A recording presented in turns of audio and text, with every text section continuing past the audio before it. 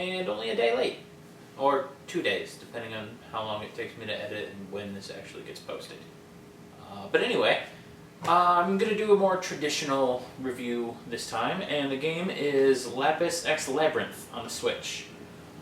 This is a game by Nichi Ippon Software, or NISA, and despite the colorful, shiny Japanese anime style look and aesthetic it has, it's actually a very technical platformer slash shooter slash...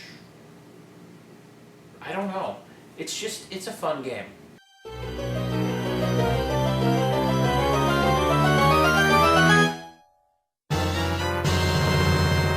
Alright, so this is a platforming shooter slash beat 'em up, similar to like a Contra mixed with River City Ransom.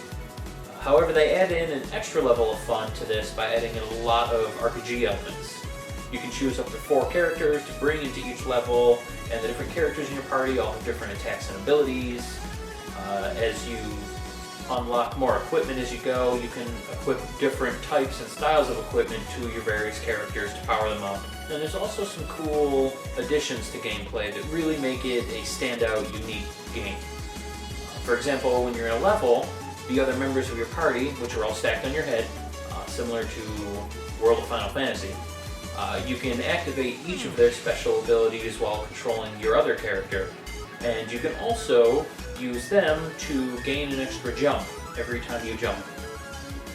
I hope this isn't implying that you're jumping off of their head to get higher in the air, but hey, to each his own. Also, when you take damage, your current character gets knocked out, and the next person in line becomes your new current character.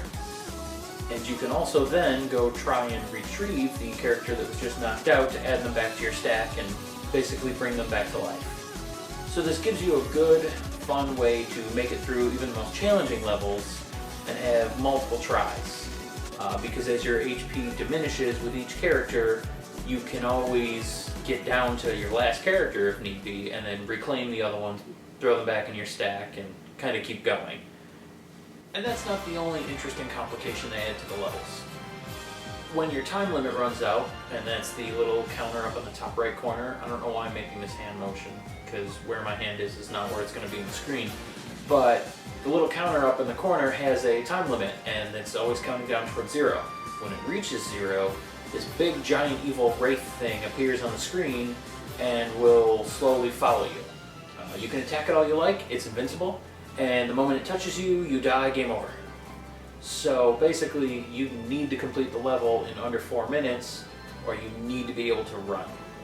And in the middle of all this fast-paced chaos on screen, the real complexity and the difficulty of the game come to light. Over time, you'll unlock a fever mode, so while hitting enemies or various blocks in a level, you'll get rewarded with all kinds of extra treasure and bonuses, and basically it will look like your screen is vomiting colorful confetti. Also, you'll occasionally walk into an area where you get trapped, and you can't leave the area until you kill all the enemies that just spawned. So all of a sudden, basically, you'll find yourself surrounded by several dozen enemies that you now have to face at once. And honestly, there are lots of skills and abilities that each of your characters has, and different controls linked to each one, obviously. But after a while, it just gets so complex, and the screen becomes so busy with the various enemies and animated sprites and different colors that you're going to devolve into just a button-mashing 8-year-old child playing a fighting game for the first time. At least that's what happens if you're a filthy casual like me. And honestly, there's other bits of the game to mention, like quests and a town full of different villagers and services and things that you can do. There's compendiums to fill and all that nonsense, but really, it doesn't matter because this game is just about an explosion of colorful insanity.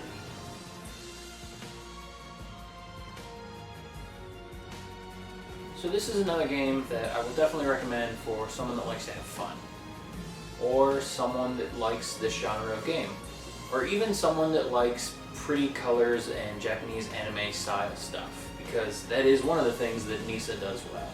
It's also something they do frequently. But honestly, I do have a bunch of games by Nisa that are really good and fun, and this is definitely one of them that I've played a bunch of. I would recommend it, and I am recommending it, so you should all go play it. In fact, to be perfectly honest, when I first saw the game, I saw the Nisa logo on it, realized it was one of their games, and then bought the game without learning anything else about it. And it was a pleasant surprise that it's actually really good. But you guys actually do know about it, so you don't have an excuse and just need to go purchase the game for yourself. And also, as a little parting note here, this video is not at all in any way sponsored by r/Switch Spines. And no, I'm being literal, it's not sponsored, I'm just plugging something that I enjoy. But it's a subreddit full of people that decided the wall of red that all the Switch games have is kind of boring crap.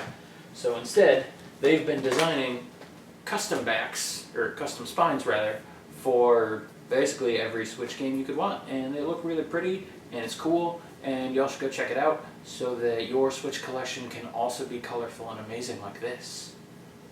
Oh, that was unnecessary and stupid, so of course I'm going to leave it in the video. Goodbye.